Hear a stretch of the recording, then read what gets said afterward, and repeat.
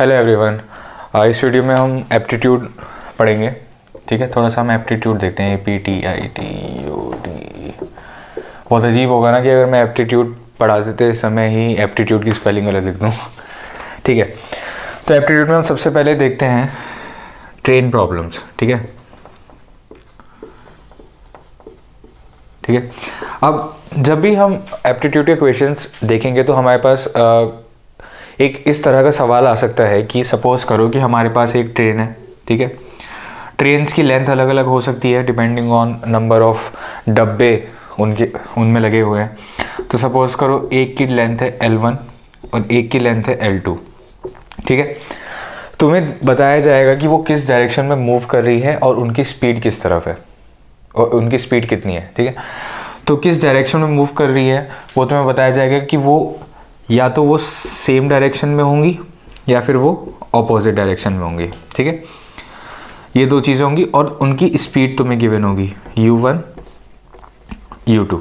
ठीक है, तुम्हें ये बताना होगा कि सपोज करो कि अगर वो अपोजिट डायरेक्शन में है। ठीक है, तो सपोज करो ये एक ट्रेन है और ये एक ट्रेन है, ये इधर आ रही है, ये इधर जा रही है।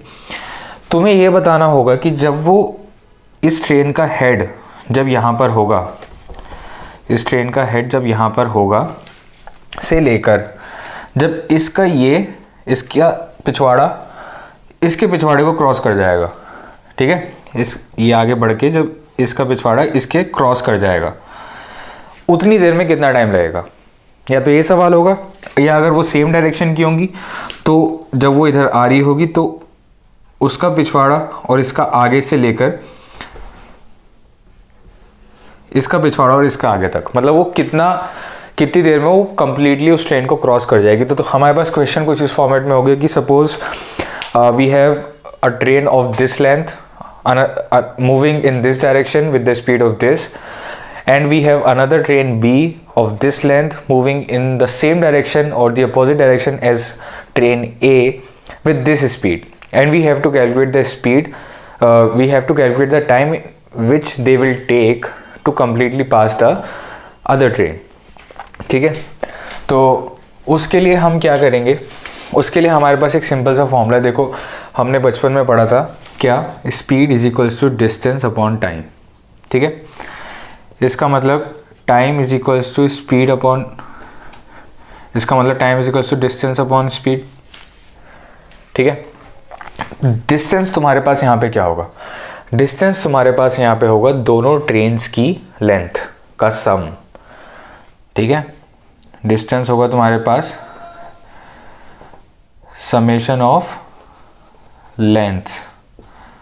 ठीक है, और स्पीड तुम्हारे पास क्या होगी, स्पीड का एक फंडा है कि अगर वो सेम डायरेक्शन में मूव कर रही हैं, ठीक है, तो स्पीड हमारी माइनस होगी, और अगर वो डिफरेंट अगर वो अपोजिट डायरेक्शन में कर रही हैं तो स्पीड हमारी प्लस होगी। इसको याद करने का तरीका ये है कि सपोज करो कि जब तुम सपोज करो ना, तुम एक ट्रेन में ट्रैवल कर रहे हो, सामने से जब कोई ट्रेन आ रही है एज अपोज टू तुम्हारे साथ कोई ट्रेन चल रही है, तो तुम्हें क्या लगता है कि कौन सी ट्रेन तुम्हें जल्दी क्रॉस कर जाएगी? जो सामने से आ रही है वो तुम्हें जल्दी क्रॉस करेगी ना, एकदम से वो तुम जा रहे हो एकदम से फुश करके निकल जाती है, और जो तुम्हारे साथ चल रही होती है वो साथ में पैरेलल बहुत देर में निकलती है वो।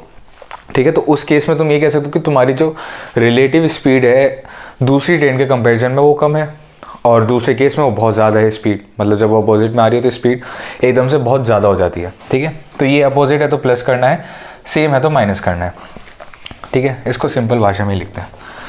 तो टाइम हो जाएगा हमारा L1 plus L2 divided by U1 plus U2 if they are in a opposite direction, और अगर if they are travelling in the same direction तो टाइम हो जाएगा हमारा L1 plus L2 divided bye minus U2।